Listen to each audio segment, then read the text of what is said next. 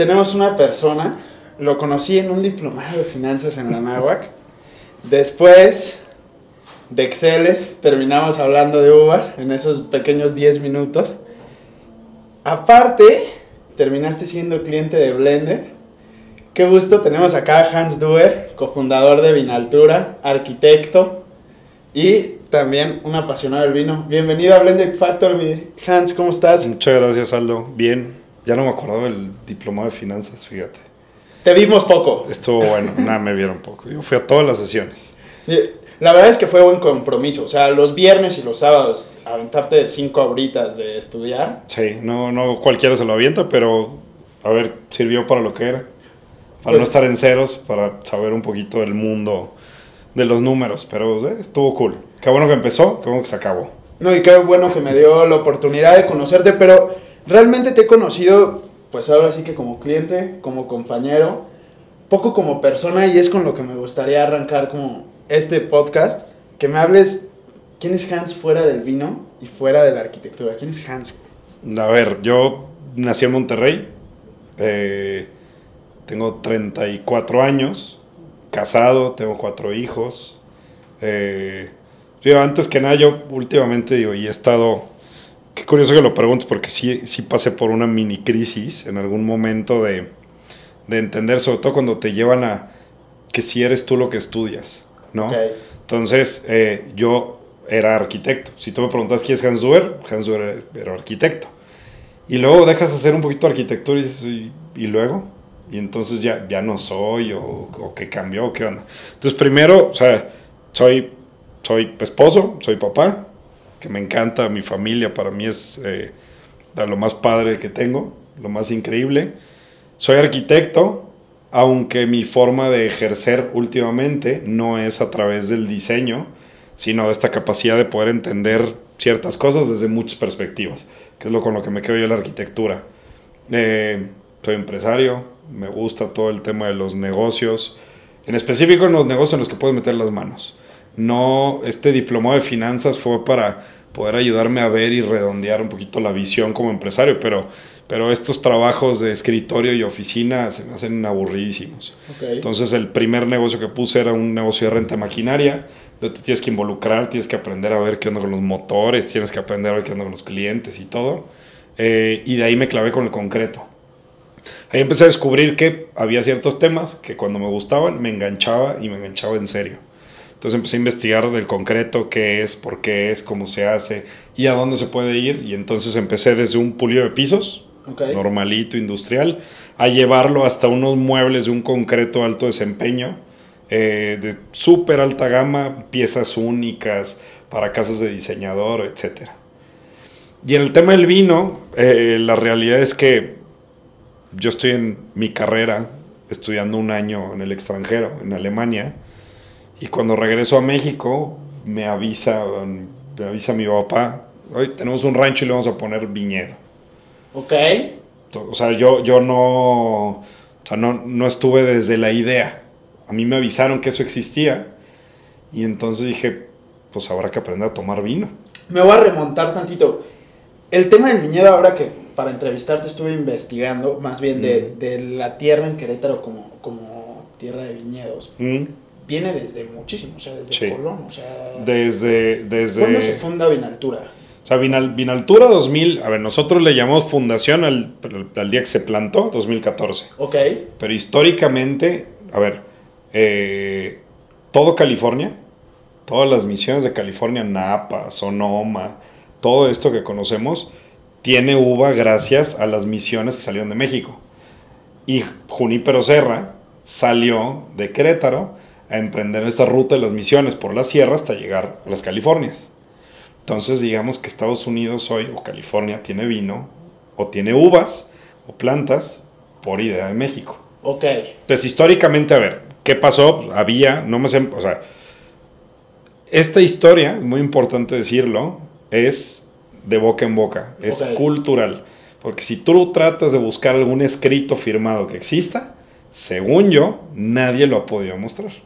Pero la historia, lo que se dice es, por el tema religioso, por el tema de la conquista, ¿no? Empiezan a plantar vides. Entonces, por cada monasterio que hubiera, por cada, había un número de conversión de por cada indígena que existiera, tenía que haber una vid o X número de bits, una conversión 1 a 1 o lo que sea, y entonces cada monasterio tenía que ser capaz de producir su propio vino. Entonces estos son los 1500, ¿no? Sí. O sea, es una locura que todo ese año. Luego, lo que dice, y aquí viene donde está la parte de leyenda, es que México empezó a hacer tan buen vino que por decreto el rey de España manda arrancar y quemar todos los viñedos y todas las vides. Para no competencia. Para no competencia. De hecho, esa es la historia que yo leí, te iba ahorita investigando. Uno que a Colón, diría la leyenda, se le antojó tomar vino desde más cerca. Entonces que el valle le quedaba muy lejos. Sí, y dijo, búsquenme unas tierras cercanas. Yeah. Y encontró Tequisquiapan, que tenía un clima similar, 1800 por ahí. Sí. Y luego leo esta historia de España de que, oye, pues no quiero competencia. Pero eso fue 2014, ustedes fundan Vinaltura. Sí. O sea, ahorita lo tocamos en la historia, pero para retomar, fundas Vinaltura en el 2014. Bueno, fundan con tu papá, todo, regresas de este viaje, fundan Vinaltura. Y luego, ¿cuál es el momento, o sea, en el que tienes el primer brindis con una botella de Vinaltura? ¿O cómo empieza esta historia? O sea, pues, cuéntame de esta historia un poquito. A ver, parte de la idea, o sea, nosotros estuvimos asesorados desde el principio por Hugo da Costa, para mí uno de los más grandes enólogos de México, ¿no? Yo creo que es él quien puso el vino mexicano en la altura en la que está hoy en día.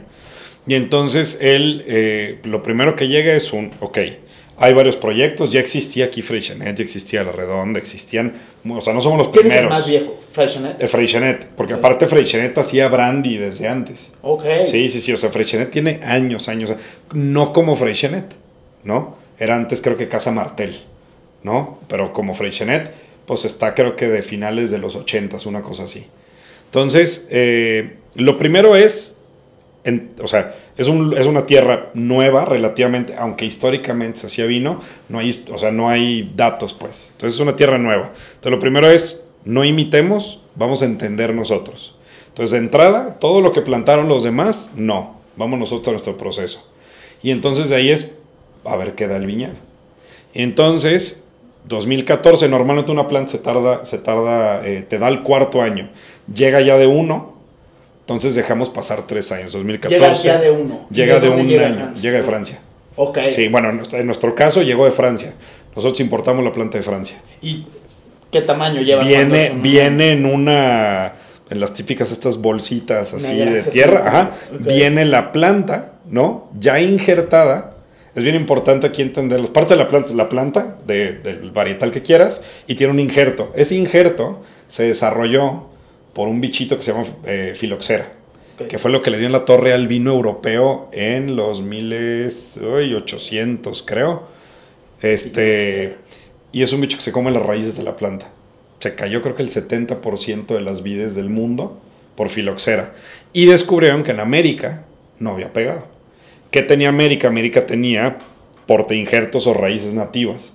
Entonces, ¿cuál es la costumbre ahora? Toda Europa tiene portainjertos americano, planta francesa, ¿no? En nuestro caso tenemos portainjertos americano, planta francesa. Y ya llega, ¿no?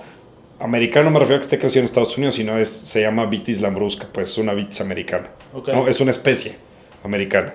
Entonces viene ya injertado y viene un palito recubierto de cera para protección de infecciones y lo que sea. Y eso lo tienes tú, lo hidratas, lo plantas, y solito, cuando termina el ciclo, tú tratas de plantar en marzo, abril. Cuando arranca la época de calor y los riegos y todo para junio, solita la planta rompe la cera y empieza a salir. Ese es el primer paso. Las primeras fotos que tengo yo de Vinaltura en mi celular es todo pelón, ¿no? Y de repente te acercas y ves puros palitos así. Y en junio se ven así con un puntito verde. Son un brotecito. 2015, 2016. No, esto es 2014. Ok. 2014, el mismo año. Entonces 2014 ya tenía 1 año, 2015 2 años, 2016 tenía 3 años. Al tercer año tú puedes decir algo que se llama el primer ensayo. ¿Qué tienes que hacer? Acostumbrar a la planta a que produzca. Entonces ya la habíamos formado, quiere decir, la dejas crecer, la amarras, la mueves. Y entonces hicimos un primer ensayo. Normalmente se tira esa uva, pero lo que necesitas es que la planta, digamos que se reproduzca, tenga los frutos, ¿no? Para acostumbrarla a que ese sea su ciclo. Entonces esa uva, nosotros teníamos los equipos y dijimos, oye, si se supone que al cuarto año sacas ya tu primer cosecha, vamos a aprovechar a hacer un primer ensayo para entender cómo se usan los equipos, que las conexiones eléctricas estén, que entendamos logísticamente qué va a pasar. Entonces sacamos esta primer añada, digamos, o estas primeras etiquetas. Son cosecha 2016 que me las tomé en 2017, que se lleva el proceso en un año. 4 años de... Sí. Sí, Entonces, 4 años en 2017, fíjate, marzo 2017, abrimos las primeras botellas, digamos, públicamente, que era un blanco de Vinaltura y unos tintos que hacíamos en Baja California. ¿Y qué tal supieron esas primeras botellas, güey? A ver, la respuesta... La realidad. O sea, las netas. ¿Fue mala? En general, la gente, para un primer ensayo es un muy buen vino. Ok. Condicionado dentro de... O sea, lo que puedes esperar de un primer ensayo, el vino está bien. Pero pues era un vino ácido, era un vino, o sea, desbalanceado, que tenía fruta, pero muy ácido. Ahí tengo yo botellas, de hecho. O sea, guardadas, claro, del Blanco Bajío 2016, que es la primera añada de Vinaltura. Y obvio la vas a guardar muchos años. Digo, me quedan como 35 botellas. ¿Cuántas salieron en esa primera añada? Ni me acuerdo, deben de haber salido como... ¿Y las 1200. Se vendieron. Ok. Se vendieron. Conocidos. ¿O sí las sacaste a mercado? No, ahí empezamos a tratar de entender cómo funciona el mercado del vino. Una cosa es hacer tu vino. Sí, lo otro ya es y luego es el distribuirlo. mercado del vino. Claro. Entonces con eso empezamos a ver cómo funcionaba. A ver, se movió lento, nos regresaron botellas. O sea, fue la primera experiencia en hacer vino, en embotellarlo, en guardarlo, en salir a venderlo, en entender, o sea, cómo le haces para contar una historia cuando no hay historia detrás.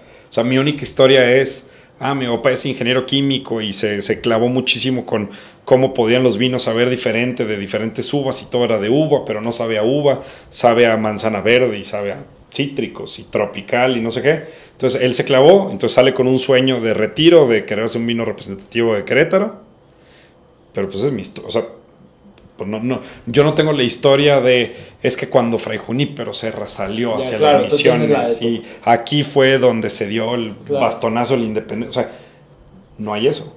Entonces mis opciones eran, pues, tratar, o sea, o me invento una historia, o compro una historia, o de plano, pues nos mostramos transparentes y decimos somos nuevos aquí, y al final optamos por eso. Hicimos desarrollo de proyectos de vamos a tratar de interpretar la fauna y la flora del lugar, y entonces hablemos de cómo este vino puede ser este animal que está por aquí, que habita, o sea... ¿Te acuerdas de alguna mala idea que terminó siendo brillante, güey? Así algo que diga, güey, esto neta sonaba súper mala idea en ese momento de empezar la idea del vino y, o sea, que en este momento es brillante esa idea. Así específico, ¿no? O sea, en general salir a la venta con el primer ensayo, creíamos en ese momento que era una mala idea y fue bueno porque nos dio herramientas para no tardarnos tanto en tratar de corregir y entender y aprender.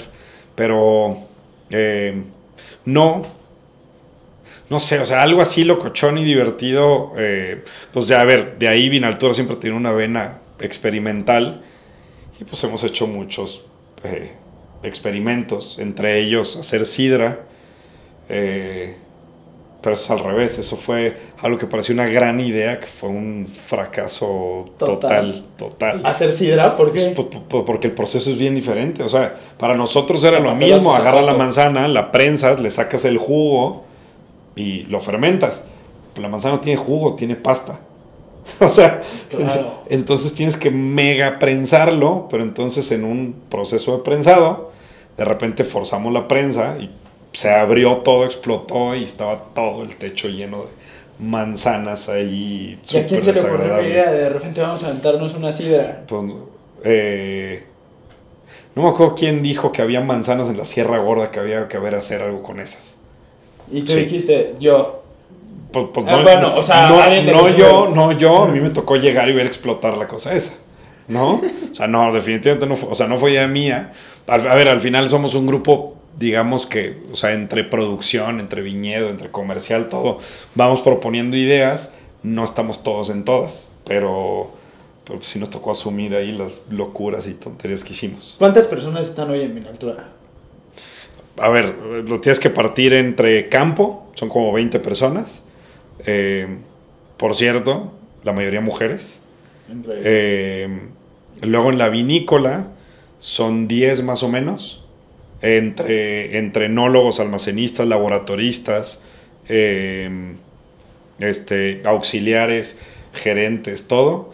Y en la parte comercial somos un equipo de 4, y luego está la parte de turismo, que somos un equipo como de 8, Okay. Más o menos. La suma, ponle 45 personas. ¿Y cuántas botellas hoy en día, a comparación de la primera en el 2017? No, pues ahorita estamos haciendo 40,000 botellas. Al año. Sí. Increíble. 40,000 botellas al año. El viñedo está diseñado para poder hacer 150,000. Lo que pasa es que no estamos en el tercer año de algunas de las áreas, entonces pues apenas van a producir. Leí algo de las microvinificaciones, güey. Ajá. Me llamó mucho la atención, Sí. que es la manera en la que ustedes producen. ¿Qué es? O sea, ¿qué son las, o sea, puedes producir más, pero hay una forma de hacerlo, que Sí. es micro. O sea, cuando empezamos a plantar el viñedo, decidimos hacerlo tratando de entender el lugar. Entonces, lo que normalmente se hace, pues tú tienes hectáreas de viñedo. Y tengo 1 hectárea o 2 hectáreas o 3 hectáreas de lo que sea. Acá lo que hicimos fue hacer medias hectáreas de 13 variedades diferentes. O sea, eso se considera un viñedo experimental. Porque entonces tienes 13 variedades, que las 13 pueden producir para ser monovarietales. Entonces arrancas con 13 etiquetas. Y de ahí los ensambles que hagas. Entonces es un proyecto de demasiadas etiquetas. Y obviamente, a la hora de vinificar, pues tú tienes varias opciones, ¿no? Meterlo en un tanque todo, pero entonces ya no te sirvió entender nada, porque si tienes media hectárea de Chenin Blanc y media de Sauvignon Blanc y luego media de Chardonnay, pero al final lo mezclas todo y terminas un vino mezclado, entonces tienes un tanque para esas. Entonces, ¿qué hicimos nosotros? Poner, le decimos las lavadoras, son tanques cuadrados de 1,000 litros. 1,000 litros, que quiere decir que es un módulo de 2 toneladas de uva, ¿no? 2 toneladas te dan 1,000 litros de vino. Okay. Aprox 2-1 la conversión.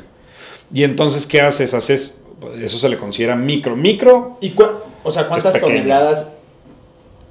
O sea, para 2, pero ¿cuántas toneladas recibes normalmente? No, o sea, por ejemplo, para esas 40,000 botellas, ¿Cuántas toneladas? más o menos deben ser como 35,000 litros, que son 70,000 toneladas, 70 toneladas, perdón. 70 toneladas. 70 toneladas. La bodega está diseñada para recibir mucho más.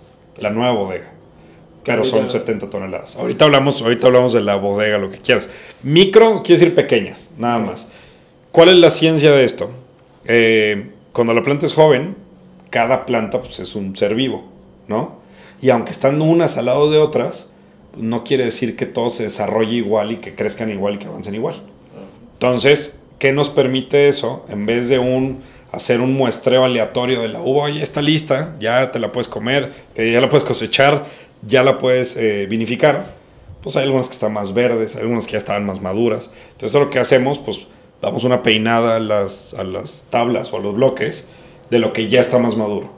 Okay. Y entonces buscas el módulo de 2 toneladas para hacer ese vino y lo guardas. Vamos a agarrar el varietal que quieres, Chenin Blanc. Le das 2 semanas que madure un poquito más. Entonces vuelves a cosechar lo que ya está más maduro. Las otras 2 semanas vuelves a cosechar. Y te prometo que si te sirvo los 3 vinos y no te digo cuál es cuál, podrías jurar que son 3 vinos diferentes. Porque ese tiempo, el tiempo en época de maduración, que son como 40 y tantos días, es súper sensible lo que pasa de una semana a otra. O sea, el cambio de sabor. Sí, o sea, el azúcar va para arriba, los ácidos van para abajo, pero es súper drástico el movimiento y cómo se invierten estos temas. ¿Desde cuándo empezaron a hacer este tipo de siembra? Desde siempre. Desde el principio. El viñedo es un viñedo tradicional, en donde se ve y donde se traduce es en la bodega. Ok. Es pura bodega, o sea, el viñedo está normal, nada más son bloquecitos más chiquitos, ¿no? Y en la bodega es donde ves los tanques chiquititos. Y entonces, ¿qué terminas? Pues con un montón de vinos y lo que haces es armar un rompecabezas al final. Entonces, una etiqueta que dice Sauvignon Blanc, pues no nada más es un Sauvignon Blanc, no, es un ensamble de Sauvignon Blancs que queríamos hacer. Entonces, si lo cortas más verde, pues tiene más estas notas a pasto recién cortado. Si le das tantito más tiempo, sabe a manzana verde y tiene estos aromas más europeos. Si le das un cachito más, o a 2 semanas más, oye, ya está sacando notas tropicales como de mango, de melón, o sea, te lo prometo que es súper drástico esas 2 semanas. Además, o sea, para ayudarle a que la planta madure, pues la planta tiene que dividirse entre todos los frutos que tiene. Entonces, a la hora de que tú cortas, que se dice ralear en el tema del viñedo, pero a la hora que tú le cortas algo de fruta, pues la planta se concentra en menos racimos, lo cual los ayuda a llevar a la maduración más rápida. ¿Y esto lo hace, o sea, todos los viñedos trabajan como de la misma forma? ¿En Querétaro? O bueno, por hablar por Querétaro. Con microvinificaciones, no. ¿Y por qué? ¿De dónde surge la idea loca, güey? ¿Quién la traía? O sea, mi papá, güey, o sea, viajando en Alemania, se encontró los tanques y dijo, esto nos puede ayudar. Mi papá es ingeniero químico, es un hombre de procesos. Y entonces, cuando tú estás tratando de entender una zona, no que te cuenten, sino yo quiero entender, pues mientras más chiquito hagas tus muestras, pues mejor puedes entender, porque le puedes meter mucho más variables. Tal cual era hacer un matrix, o sea, una matriz de cuáles son todas mis posibilidades. Prueba y error más rápido, ¿no? Sí. O sea, y aparte lo puedes lanzar al mercado, bueno, aquí en cortito, o sea, entre pruebas y tener un mejor testeo. Ya hoy hay otros proyectos que lo tienen, ¿no? En Querétaro no estoy seguro, pero sé de uno en Baja California y sé de uno en Coahuila. O sea, fuiste de los primeros en innovar en este proceso, bueno, el Vinaltura en innovar en este proceso. Fuimos de los primeros, hablando con el proveedor de los tanques, que es alemán, sí, son de los primeros tanques que mandamos a México. Y en algún momento, siendo de los primeros, ¿no fue un desmadre eso? O sea, ¿quién los ayudara, los asesorara? O sea... Son alemanes, güey. O sea, los alemanes. Bueno, es que esos güeyes son muy. O sea, estaba la guía con el plano, con el zoom en el plano, con el diseño. Sí, las instrucciones traen instrucciones, literal. Exacto. Hay instrucciones para la instrucción, para la conexión que tienes que hacer. Y es que es una realidad, güey. Los alemanes lo hacen perfectamente bien. A ver, y al final, y también, pues en México, a ver, hay muy buena mano de obra. Lo que nosotros decimos mexicanadas, luego para parchar. A ver, necesitábamos hacer unas bridas, unas puntas de manguera acero inoxidable. En mismo Querétaro hay quien te haga esas cosas en un torno. O sea, también, o sea, gracias alemán, tú pusiste el tanque, que está perfecto, me explicaste todo. Oye, esto no me funciona, pues vas con alguien en México y lo cambias y lo alteras y lo mueves. O sea, también es... No, te tocó hacer atrás. Así de que alteraciones a las máquinas en general a las mangueras, porque estos tenían una entrada europea y en México normalmente se usan equipos americanos. Entonces tuvimos que, o sea, entre y son de las cosas que te das cuenta ya hasta que está puesta, ¿no? No, pues ya que llegas con la manguera del proveedor americano, conectarlo al tanque alemán y dices, así de no, esto, o sea, no embona uno con otro. ¿Qué onda? Y entonces pues tienes que empezar a reconvertir, y entre cambiar un tanque y cortarlo a cambiar la punta a la manguera, le cambia la punta a la manguera. Y que, o sea, y sin saber del proceso, tu papá le encantaba mucho el vino, ¿qué pedo? O sea, ¿sabía antes del proceso o algo? O sea, en tema enológico no, sabía, a ver, ha sido un apasionado al vino creo que desde el 2005 o algo así, se empezó a clavar él con el tema del vino, que descubrió Valle de Guadalupe y empezó a ver como que, oye, pues este vino que es de aquí, este es de acá y saben diferente, pues que, y ahí empezó como que el bichito a hacerle ruido, ¿no? Pero de proceso, a ver, había leído todo lo que había por leerse del tema del vino, pero el vino no lo hizo mi papá. O sea, estuvo Hugo da Costa, ¿no? Y el enólogo. Pero en el tema de procesos ha de ser un cagadero, güey. Porque, o sea, si yo ahorita me animo, estaba platicando con Alex Rivera, el de Cerveza de Punto Medio, y dice el güey, ¿no? Que él empezó fermentando su chela en el baño, güey. Sí. ¿No? O sea, entonces, o sea, del vino no me lo imagino, güey. No me imagino acá con las cubetas con las que trapea Brenda, la señora que me ayuda, y va acá pisando mis uvas. Pues, o sea, ¿no? Pues, a ver, mi papá hizo su primer vino en su casa, en un kit. Comprabas ya el kit, igual que los compras de chela, del mosto concentrado. Entonces, o sea, a ver, es que tampoco es ciencia oculta el tema del vino. De hecho, incluso creo que el vino es más fácil que la cerveza, porque la cerveza tú tienes una receta, ¿no? Tienes que seleccionar qué maltas, qué proceso de malteado, qué tostados, para tener como que toda la parte del mosto, qué levaduras vas a usar, en qué momento vas a agregar el lúpulo. O sea, es una receta. Sí, no depende de tanto, y también no depende de factores externos, ¿no? Al final, o sea... Sí. Bueno, eso lo que lo hace más que fácil o difícil, al revés, lo puedo hacer todo el año. Pero el vino es, tengo la uva, la fermento, la embotella. No hay más. O sea, le pongo levadura. Sí. ¿No? Pero acá hay una levadura. Bueno, nosotros usamos una levadura que es la más neutra, porque lo que queremos es, les decimos son vino de terruño, ¿no? Que quiere decir, yo quiero expresar la tierra en la botella. Entonces, lo que metas mano, hazlo de la manera más neutral posible para que sea más como es parte de la filosofía, ¿no? Es parte de la filosofía. No todos son así, no somos mejores que otros, no. Nada más era pues, la visión que nosotros queríamos seguir. Oye, y así tema rápido que me nace duda a partir de esto, o sea, no alteras la parte de la tierra, la uva y los vinos naturales, ¿qué pedo? O sea, que es ahora un tema muy sonado, ¿no? Como el vino natural, o sea, sí. ¿qué es esa madre entonces? Es la gran pregunta. O sea, ¿qué es esa madre? ¿Qué es esa? O sea, sí, porque mi vino no es que no sea natural. Acabo de ver un video que me gustó muchísimo, que justo decía, ¿qué es natural? O sea, porque ¿en qué momento deja un vino de ser natural? Ajá. A ver, porque natural no es cortar una uva para cosecharla. Lo natural es que se cayera sola, se fermentara y de ahí exprimieras y salió vino. Eso es lo más natural. Pues claro que no va a salir un vino, va a ser una cosa espantosa, va a ser una uva podrida, pues un fermento ahí súper extraño. Un guarito, chato. Exacto. Entonces, ve, el movimiento natural en Europa, en el viejo mundo, se empezaron a hacer regulaciones para proteger la calidad. En específico en Francia se hicieron las denominaciones de origen, okay, ¿no? Y se hacen los crus, los gran crus, y entonces yo tengo un consejo que regula qué viñedos pueden tener vinos de qué calidad siguiendo qué protocolos. Entonces ya no era que llegara un enólogo a decir, oye, a mí me late hacer esto. Ya le decían al enólogo cómo tenía que hacerlo. Tienes que cortar con tal concentración, tienes que usar esto, no puedes usar riego, o sea, te súper limitaban. Entonces el vino natural sale como un movimiento anarquista en donde dice yo ya no quiero seguir tus regulaciones porque se vuelve todo igual. Claro. O sea, ¿dónde queda la mano dónde queda el viñedo y la diferencia? Entonces sale como un movimiento anarquista a las regulaciones. Y yo creo que el vino natural pierde en el momento en que lo regulan. Porque ahora ya hay una regulación para que se llame vino natural. Que quiere decir que tiene que ser fermentado con levaduras autóctonas. Quiere decir, los microbios que ya trae la uva por naturaleza, okay, eso es lo que te va a fermentar. No le puedes agregar levaduras, ¿no? Toda la uva, todo a nuestro alrededor tiene microbios, ¿no? Y al final la fermentación del vino es, el microbio se come azúcar para descomer alcohol, okay, tal cual. Entonces, mis vinos arrancan con levadura, pueden arrancar una fermentación con levaduras autóctonas. Lo que pasa es que no es tan fuerte como la levadura que, o sea, tienen menos especial del vino.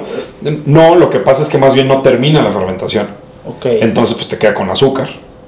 Entonces, cuando ya desarrollas tú tu cultivo de levaduras, en el caso de los naturales, pues entonces esa es la levadura que te ayuda a fermentar. Pero no es un polvito que le echas, está en tu ecosistema, ¿no?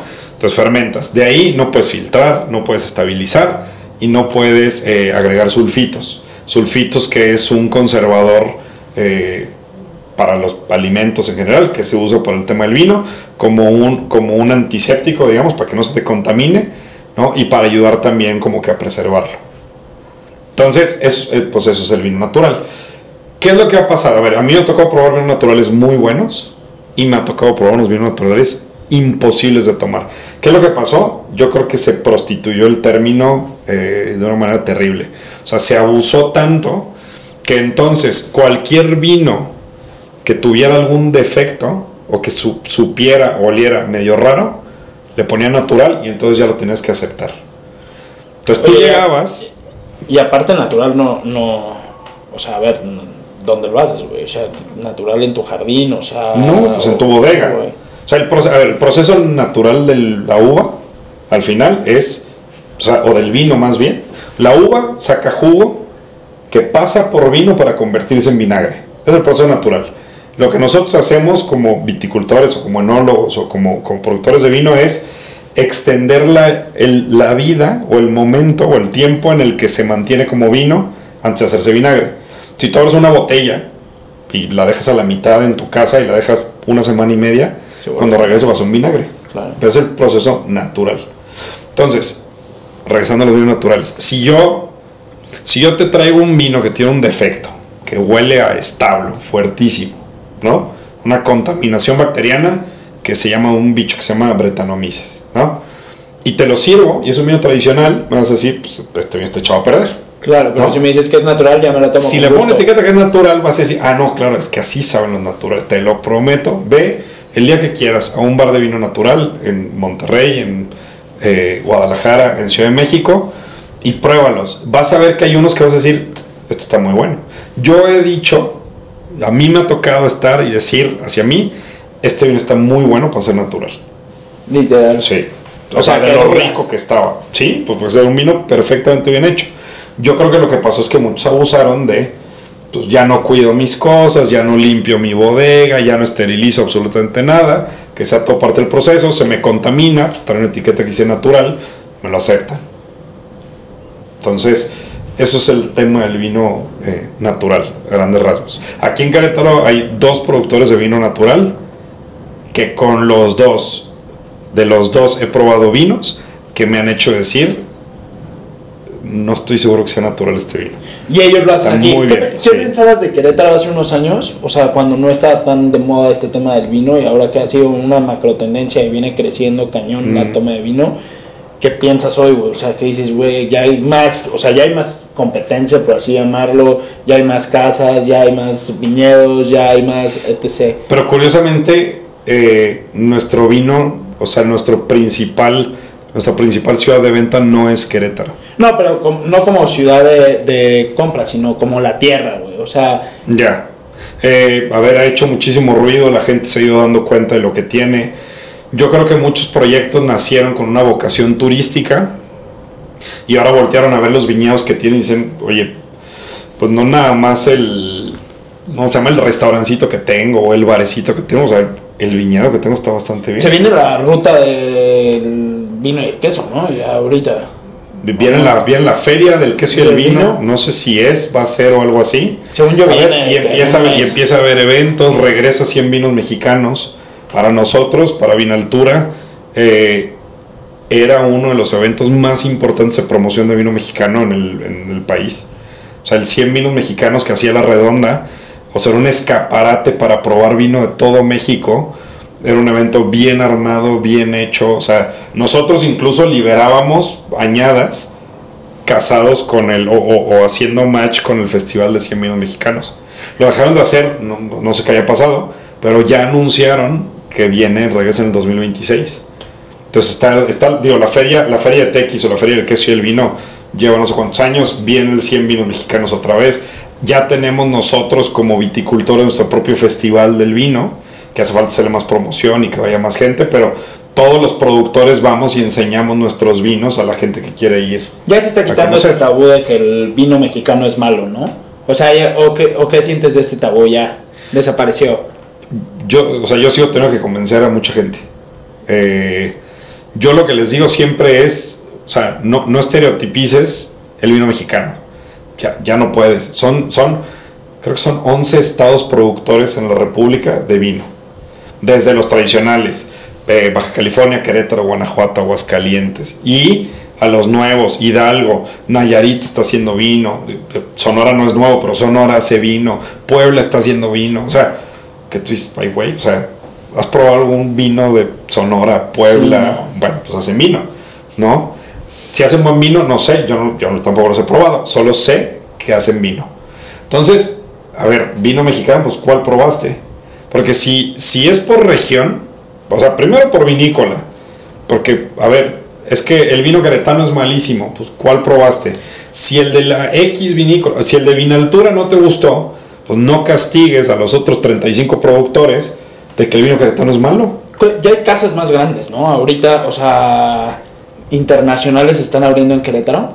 ¿No? No, que yo sepa no. ¿Nadie? No, se supo alguna vez que había de las casas más importantes de Estados Unidos que estuvieron buscando comprar algún proyecto en Querétaro. Pero casas, a ver, la internacional por excelencia, Salaviveva y Freixenet. Pues, o sea, Freixenet es catalán o de origen catalán, ¿no? Okay. Ahora es de grupo Henkel. Ya lo venden hasta en el Oxxo, güey, ¿no?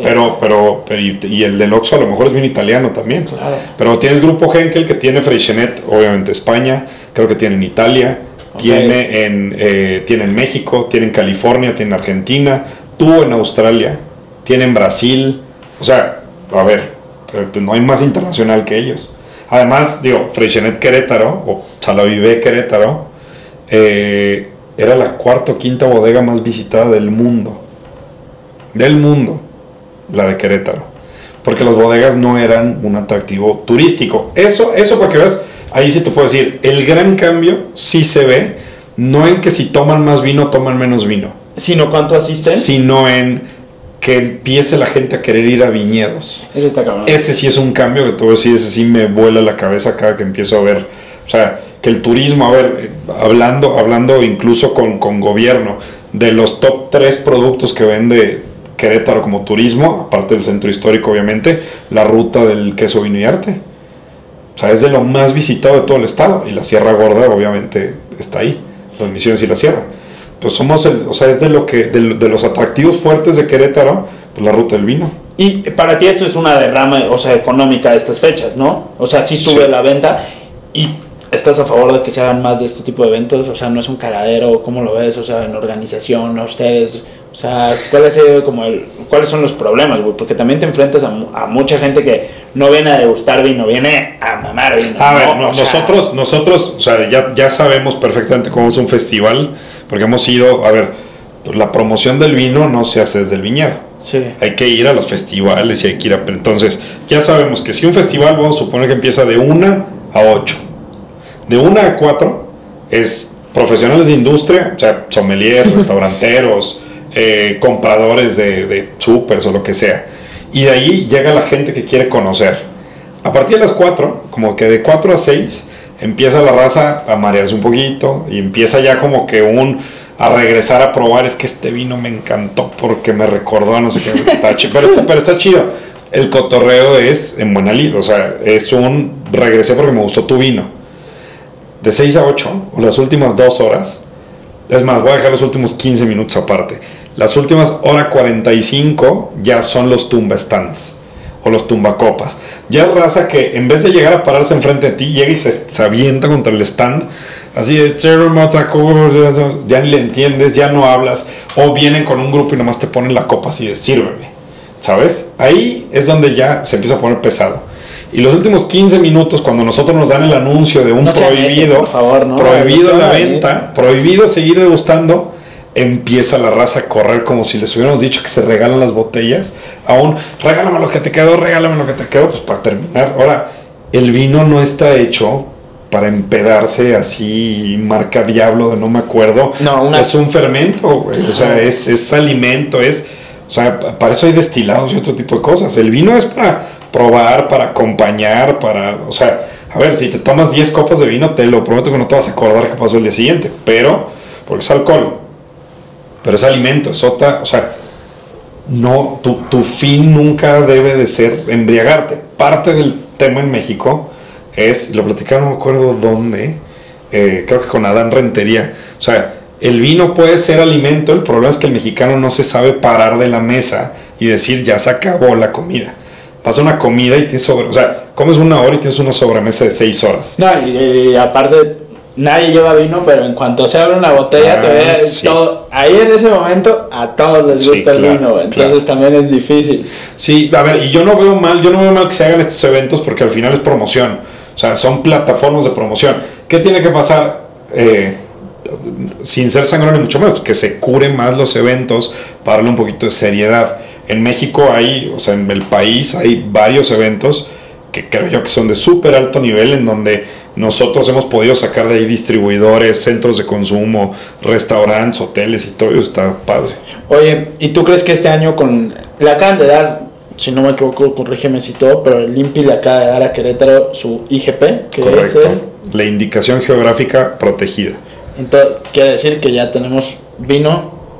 Ya va a empezar a haber vino que tenga todavía no se definen las reglas de uso, pero tiene que tener algún distintivo que para el consumidor lo vea y diga, este vino es 100% de uva queretana hecho en Querétaro, elaborado, producido, procesado y embotellado en Querétaro. Eso va a darle mucha relevancia este año a estas ferias, ¿no? Y a estos eventos. Creo que va a ayudar a que... La relevancia se la va a dar al vino. Se la va a dar al vino y le va a dar confianza al consumidor. Y a lo mejor el mexicano confía ciegamente en los productores mexicanos, pensando que el vino es de donde dicen que es, ¿no? Pero a nivel internacional, nosotros, por ejemplo, que exportamos, que tenemos, o sea, contacto con Estados Unidos, con Canadá, con Alemania, o sea, nos han dicho, esto es una especie de certificación de calidad que los países más estrictos en sus regulaciones alimentarias o alimenticias quieren tener. Entonces esto pone a Querétaro, o sea, no nada más un tema de confianza del consumidor, sino acá. Lo único que es una protección del origen de la uva y del proceso. No se mete con lo que te estoy diciendo ahorita de Francia. O sea, no se mete con cómo debes de cosechar, qué uvas debes de tener plantadas, sí, qué método de vino. No, esto es tienes que poder comprobar que es de Querétaro la uva, que lo elaboras y ¿Denominación de origen, básicamente? No, una denominación de origen tiene unas reglas de ejecución el vino. Ok. Así se llaman, o sea, abajo de las denominaciones de origen, en España, en Francia, en Italia, en el viejo mundo, se le dice en el tema del vino, abajo de la denominación de origen está una indicación geográfica protegida. Ok, bueno, sí, pues ya existen en otros países. Esperemos que pues este año ese tipo de showrooms agarren muchísimo más tráfico. Oye, y ya visitando Vinaltura, o sea, aparte de que ahora la gente va a venir a visitar Vinaltura, sé que tú la construiste, güey. Eso sí. Yo no tenía idea, güey. O sea, tú te aventaste todo el tema de la bodega. De la bodega y la zona comercial, sí. Güey, fue un proceso de 4 años más o menos de diseño y 2 años de ejecución, más los detallitos que faltan. Fueron 4 años porque, a ver, nosotros cuando arrancamos habíamos tejabanes donde estacionaban los tractores, era un rancho de siembra, y entonces, antes de empezar a invertir lana en construcciones, en un sótano, en tal, dijimos, a ver, adaptamos, hacemos vino y entendemos. Entonces, yo creo que eso fue un gran acierto, porque entonces de repente vimos, güey, o sea, ok, estos pasillos están muy chiquitos, oye, si tengo la prensa aquí y el tanque hasta allá, tengo que meter como 15 metros de manguera, esto es mucho riesgo de oxidación del vino, que se echa a perder, oye, las barricas, pues es que tengo que tener el aire acondicionado prendido todo el tiempo, o sea, todo ese tipo de cosas nos ayudaron, y de ahí, ahora sí arrancamos, o sea, entre mi papá y yo la diseñamos. Mi papá tenía una idea muy estricta en tema de espacios y funcionamiento, y a mí me tocaba interpretarla y meterle el capricho arquitectónico. Entonces, pues vas moviéndote por quiénes somos, dónde somos, todo esto. Entonces empiezas con unos proyectos así como desde lo más locochón y terminamos, yo creo que en el proyecto más sencillo y concreto, pero el más funcional de todos. Había un proyecto que tenía medios niveles y en el medio nivel recibía el agua. O sea, había unos proyectos padrísimos. ¿Y qué error así de terminó dándole como esa personalidad a Vinaltura? Así un error que tú digas, esto no iba así, güey. No, mi novio es arquitecto y de repente me enseña cosas que sí tienen que cambiar simplemente porque tienen que cambiar hasta por el mismo cliente. En este caso tú eras el mismo cliente, güey. Sí. Pero marcas algún error. Hay varios. O sea, míos y otros en conjunto en donde nos equivocamos. O sea, la primera, creer que la piedra se quita con máquinas y ya. Pues porque obviamente hicimos el proyecto y vamos a enterrar los 5 metros y de repente pues de los 4 ya no baja y ya no baja y ya no baja. Entonces como ¿y ahora? Entonces ¿qué? ¿Hago 1 metro más chico? No, porque si es más chico ya no cabe no sé qué cosa. Bueno, pues levántalo, ¿qué puede pasar? Y de repente tenemos unas pinches rampas gigantes, eternas para entrar al proyecto. Pues así tuvo que ser. De repente tienes, o sea, está incrustado el proyecto, pero pues está 2 metros levantado el piso. 2 metros es un piso, o sea, de una casa, más o menos, ponle, ¿no? Entonces, ese tipo de cosas es híjole, este proyecto iba más bajito. Pero le da muchísima personalidad. Pues le da personalidad, pero no era la idea, porque aparte la idea era que se camuflajeara. Entonces, oye, vamos a usar un panel que no se vea, pero oye, pues como que sí se ve, güey. ¿Y qué aprendiste de diseñar? O sea, güey, aventarte un proyecto tuyo, o sea, también debe ser mucho aprendizaje, güey. ¿Qué fue lo que aprendiste más desarrollando este proyecto, güey? O sea, porque debe ser lo que dices, un equilibrio entre emocional, funcional, güey. Sí. Dinero involucrado, güey. A ver, O sea, mayor aprendizaje de ese tema como arquitectónico, güey. Para tocarlo como punto. Nunca trabajé solo. O sea, terminé este proyecto y decidí me voy a hacer hacia atrás de la arquitectura. Sobre todo que en México la arquitectura es el que diseña, el que construye, el que ejecuta, el que hace trámites, el que hace todo. Terminé este proyecto y dije, ahorita ya no quiero diseñar, no quiero construir, no quiero hacer, o sea, me voy a concentrar en lo demás. Porque acabé tan cansado, porque tienes que, o sea, y lo que pasa es que no eres arquitecto, definitivamente eres todólogo, y entonces cualquier cosa que pase es tema tuyo. Oye, se cuarteó el piso, pues sí, porque el ingeniero lo coló mal, sí, güey, pero tú no le dijiste que lo coló, o sea, desde errorcitos así, ejecución, hasta oye, este detalle no lo pensamos y quedó un escalón y ahora cómo le haces para meter el montacargas si tienes escalón abajo. O sea, es un proyecto grande, son plantas de como 1500 metros cuadrados, pues algo puede salir mal. Las instalaciones, oye, no vamos a contratar a nadie porque entre nosotros lo podemos hacer porque ya lo ejecutamos y sí salió. Y de repente empiezas con fugas y empiezas con, oye, que el aislante no jaló, que la tubería no funcionó, o sea, ¿sabes? Fue un montón de cosas. Hay algunos aciertos que a mí me encantan, porque además fueron caprichos que gané yo, que yo no estaba dispuesto a ceder. Y perdiste muchos también, supongo. Perdí muchísimos, pero hubo 3 que no negocié. Tuve que ceder todo lo demás. Cosas de estética, cosas de funcionalidad, cosas de tamaño, lo cedí siempre y cuando me quedara yo con los 3 que fueron 3 principios con los que se diseñó, que además o sea, resultó que eran parte de la filosofía de Vinaltura. Yo en su momento era más filosofía mía, ¿no? Pero, o sea, uno es que toda la estructura fuera aparente, quiere decir que no íbamos a esconder nada. Okay. Entonces el sótano en vez de hacerlo de block y pintarlo y lo que sea, concreto aparente. Wow. Hoy ya le quitamos la cimbra, quedó aquí golpeado, no lo toques, así es, ¿no? Entonces la estructura se queda aparente, entonces que la estructura sea la decoración del lugar.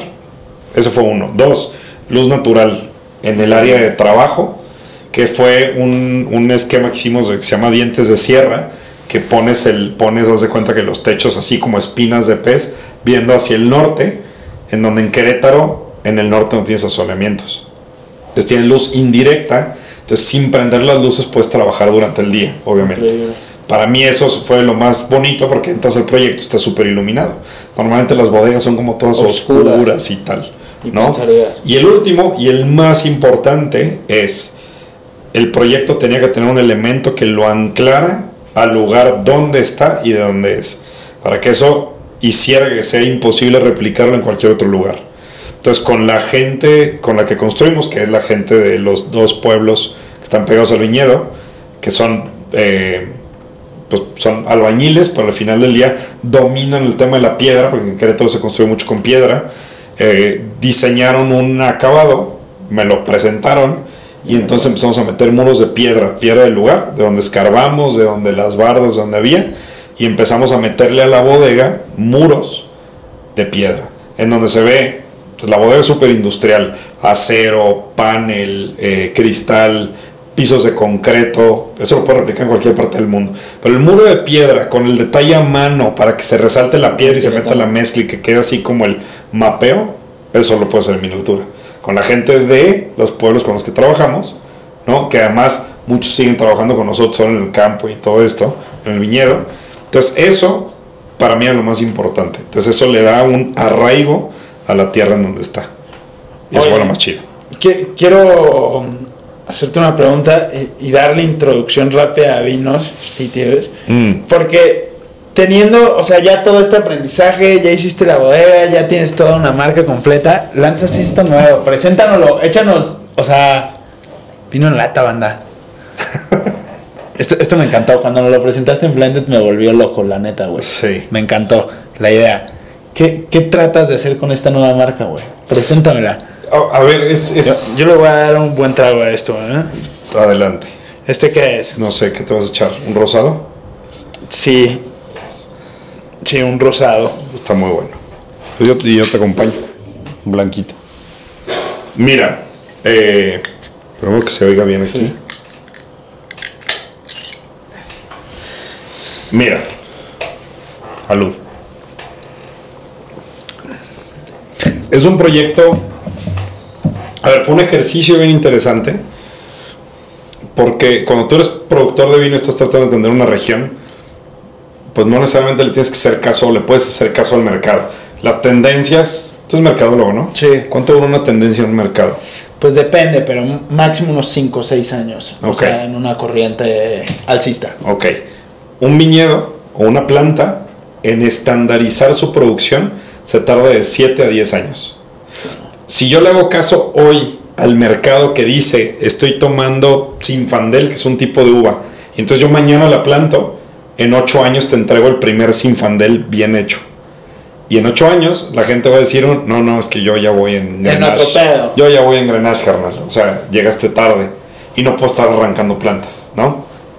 ¿Qué quiere decir? Yo no puedo dejarme llevar por las tendencias del mercado.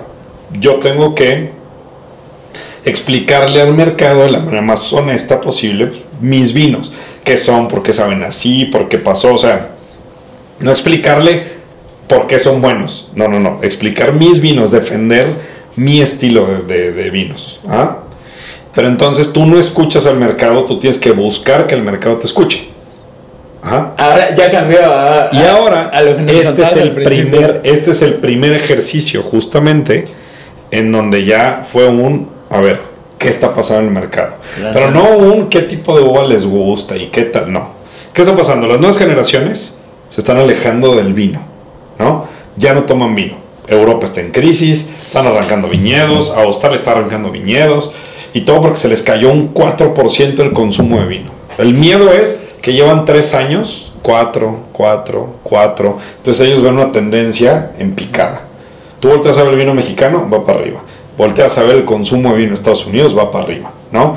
Obviamente hay un piquito en pandemia, en donde el consumo de vino se despega. Pero pues no es porque la gente conocía más vino, es porque la gente se empezó a tomar los vinos que tenía en su casa. O sea, entonces, las nuevas generaciones se están alejando del vino, ¿no? Ahora, ¿cómo le hago para acercarme a ellos? Pues primero pues empieza a preguntar por qué. Tú llegas a la cava de el supermercado o la tienda especializada que más te gusta. Sí, ya todo es en lata, los seltzers. No, pero deja tú que sea en lata, ¿no? Deja tú que sea en lata. Tú llegas a comprar vino a cualquier súper y tienes más o menos entre 3.500 y 5.000 etiquetas. Yeah. Entonces llegas y imagínate que no sabes nada de vino.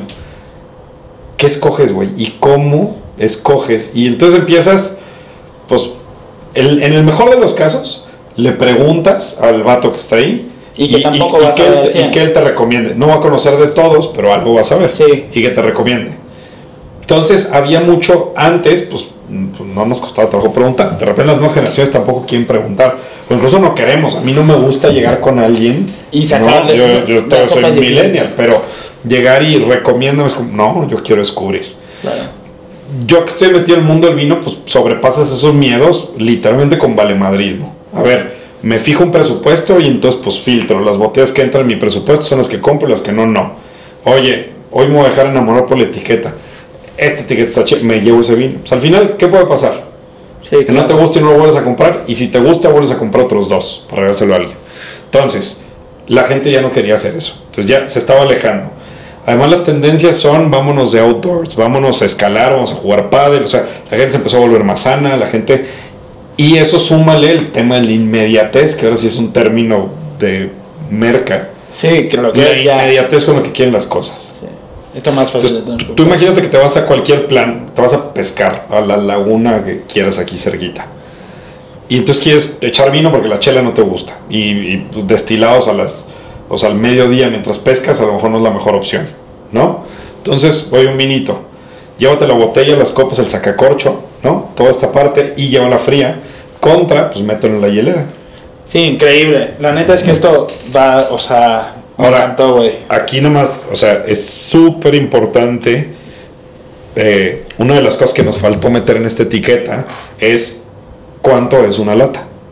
Entonces es súper importante entender que no es un producto de vino, es vino. Es un vino tradicional que tiene entre 12 y 13% de alcohol, ¿no? Igual que el de una botella. Y aunque la lata se ve súper chiquita, súper coqueta, es un tercio de botella. Eviten el exceso, chavos. Una. Exactamente. No, y despacito. O sea, despacito. El vino no es para empedarse. No, es para degustar. El vino es para acompañar no, y para irte llevando. ¿Y dónde la podemos ya encontrar, güey? Bueno, yo ya sé, güey, pero que la pidan por Amazon, que la pidan por... Que la pidan por Amazon, que la pidan en la tienda de Vinaltura. O, ¿se puede decir marcas? Sí. O que vayan a Chedraui Selecto, recientemente, a partir de la semana pasada, a comprar su latita. Chingón. Quiero hacerte una pregunta, güey. ¿Qué aprendiste del vino? La última, güey. ¿Qué aprendiste del vino que aplicas en tu vida personal, güey?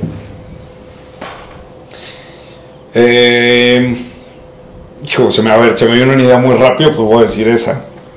En el vino, proyectos como nosotros que buscamos entender lo que pasó en el año y traducirlo a la botella, te das cuenta que tú no controlas muchas cosas. Tú trabajas con la manera en la que sucedieron las cosas. Entonces, en la vida personal, luego quieres siempre estar controlando todo. Pero la vida sigue. Y tú hay algunas cositas que puedes controlar, pero no todas. Entonces, al final, ¿qué aplico yo? La misma filosofía que tenemos en el vino, la aplico en mi vida o sea, toma las cosas por como vienen y a partir de ahí trata de hacer lo mejor que puedas.